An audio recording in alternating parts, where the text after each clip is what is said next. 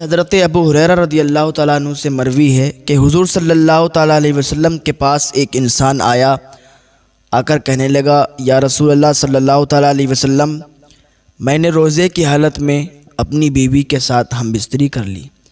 یا رسول اللہ صلی اللہ تعالیٰ علیہ وسلم، اب میں کیا کروں؟ اللہ کے نبی صلی اللہ تعالیٰ علیہ وسلم ارشاد فرماتے ہیں کہ تم 60 روزے رکھو۔ اللہ کے نبی نے جب اتنا فرمایا تو وہ انسان کہنے لگا، اے اللہ کے نبی صلی اللہ تعالیٰ علیہ وسلم، میں اتنا کمزور ہوں، میرے اندر اتنی طاقت نہیں ہے کہ میں 60 روزے رکھ لوں، میں 60 روزے نہیں رکھ سکتا یا رسول اللہ صلی اللہ علیہ وسلم۔ اللہ کے نبی صلی اللہ تعالیٰ علیہ وسلم نے ارشاد فرمایا کہ اگر تم 60 روزے نہیں رکھ سکتے تو 60 مسکینوں کو کھانا کھلا دو۔ جب اتنا کہا تو وہ کہنے لگا، یا رسول اللہ صلی اللہ تعالیٰ علیہ وسلم، میں اتنا مالدار نہیں ہوں کہ 60 مسکینوں کو کھانا کھلا دوں۔ یا رسول اللہ، میں اتنا غریب ہوں کہ کبھی رات کو کھاتا ہوں تو دن میں نصیب نہیں ہوتا ہے، دن میں کھاتا ہوں تو رات کو نصیب نہیں ہوتا ہے۔ یا رسول اللہ صلی اللہ علیہ وسلم، میں کیسے 60 لوگوں کو کھانا کھلاؤں گا؟ اللہ کے نبی ارشاد فرماتے ہیں، ٹھیک ہے، تم 60 مسکینوں کو اگر کھانا نہیں کھلا سکتے ہو تو ایک غلام آزاد کر دو۔ وہ کہتا ہے، یا رسول اللہ صلی اللہ تعالیٰ علیہ وسلم، میں کہاں سے غلام لاؤں؟ میں کہاں سے غلام آزاد کر دوں؟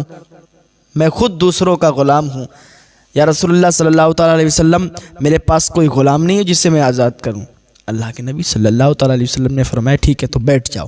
تھوڑی دیر وہ بیٹھا رہا، اتنے میں حضور صلی اللہ تعالیٰ علیہ وسلم کی بارگاہ میں ایک کھجوروں کا ٹوکرا آیا، ایک صحابی کھجور لائے اور حضور کی بارگاہ میں پیش کی۔ حضور صلی اللہ تعالیٰ علیہ وسلم نے ارشاد فرمایا کہ وہ شخص کہاں ہے؟ وہ کہنے لگا حضور صلی اللہ تعالیٰ علیہ وسلم سے، یا رسول اللہ صلی اللہ تعالیٰ علیہ وسلم، میں یہیں موجود ہوں، میں یہیں بیٹھا ہوا ہوں۔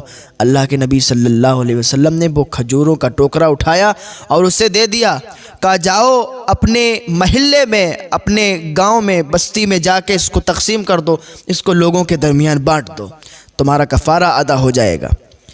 تو وہ کہنے لگا، یا رسول اللہ صلی اللہ تعالیٰ علیہ وسلم، میں اپنی بستی میں، اپنے محلے میں سب سے زیادہ غریب میں ہی ہوں، مجھ سے زیادہ کوئی غریب نہیں ہے یا رسول اللہ صلی اللہ علیہ وسلم۔ حضور صلی اللہ تعالیٰ علیہ وسلم مسکرائے، اور اتنا مسکرائے کہ دندان مبارک دکھنے لگے، چمکنے لگے، یعنی اتنا غریب انسان۔ حضور صلی اللہ تعالیٰ علیہ وسلم نے ارشاد فرمایا کہ ٹھیک ہے، تم لے جاؤ اس کو، تم کھانا، اپنے بیوی بچوں کو کھلانا، اپنے گھر والوں کو کھلانا، تمہارا کفارہ ادا ہو جائے گا۔ دیکھیں حضور صلی اللہ تعالیٰ علیہ وسلم کی شفقتیں دیکھیں اور کرم دیکھیں حضور کا، کہ حضور غریبوں کے ساتھ کیسے پیش آتے ہیں۔ رمضان شریف کا مہینہ ہے، یہ ہمیں صبر سکھاتا ہے، اور اس مہینے میں آپ کو صبر سے کام لینا چاہیے۔ اس مہینے میں جو روزہ رکھتا ہے تو اس کو پتہ چلتا ہے کہ یار جو غریب انسان ہوتے ہیں نا، تو انہیں کیسا محسوس ہوتا ہے، جب وہ بھوک لگی ہوتی ہے انہیں، تو بھوک کی حالت میں انہیں کیسا لگتا ہے، کیسا محسوس ہوتا ہے۔ تو وہ اپنے اندر آپ فیلنگ لائیں۔ اگر آپ روزہ رکھتے ہیں اور وہ عصر کا ٹائم جب آتا ہے، مغرب سے تھوڑا پہلے کا ٹائم، تو اس ٹائم معلوم چلتا ہے کہ یار ہاں، اس ٹائم آپ تصور کریں، اس ٹائم سوچیں کہ جو غریب لوگ ہوتے ہیں، جو بھوکے رہتے ہیں، تو ان کی بھوک کا اندازہ لگایا کریں۔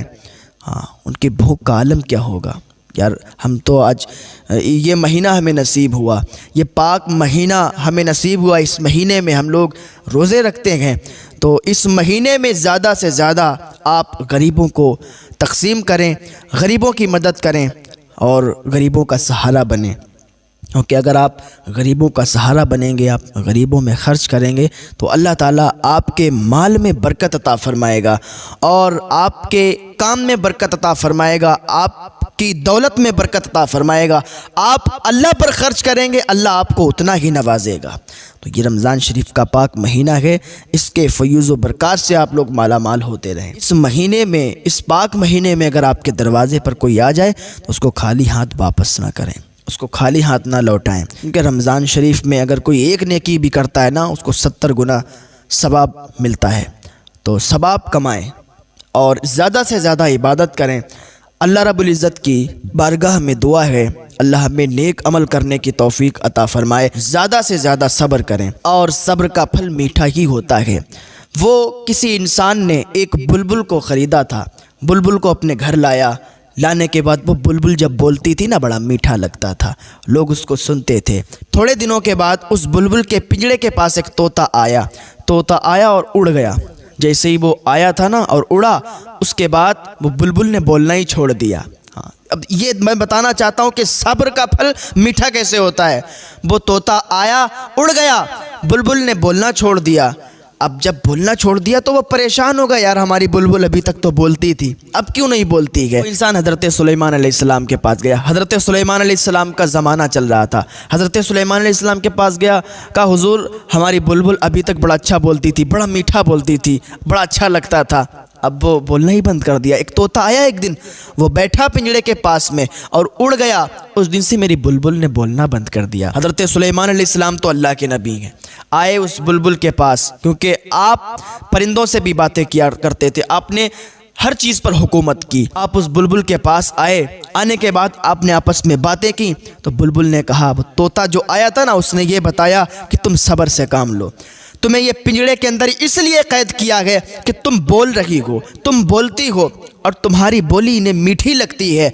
तुम तो ये कहती हो कि मुझे पिंजड़े से आज़ाद कर दो, मुझे जंगलों में छोड़ दो, मुझे उड़ा दो, तुम तो ये कहती हो, लेकिन इनके समझ में कुछ और आता है और इन्हें तुम्हारी आवाज़ मीठी लगती है। तो इससे बेहतर है कि तुम सब्र करो और सब्र से काम लो। जब तुम सब्र करोगी तो ये लोग तुम्हें खुद आज़ाद कर देंगे। जब इतना कहा तो हज़रत सुलेमान अलैहिस्सलाम समझ गए। उस इंसान ने उस बुलबुल को आज़ाद कर दिया। उसे लग रहा था कि ये बुलबुल अब बीमार हो चुकी है, ये बुलबुल अब बोल नहीं रही है, इसमें कोई कमी आ गई है, कोई नुक्स आ गया है, इसलिए उसने उस बुलबुल को आज़ाद कर दिया। पता चला कि सब्र से अगर काम लोगे तो फ़ायदा हमारा ही होगा। सब्र से काम जो लेते हैं उनका फ़ायदा होता है और सब्र का फल हमेशा मीठा होता है। तो सब्र से काम लें, सब्र किया करें। अल्लाह रब्बुल इज़्ज़त की बारगाह में दुआ है, अल्लाह हमें सब्र करने की तौफीक अता फरमाए।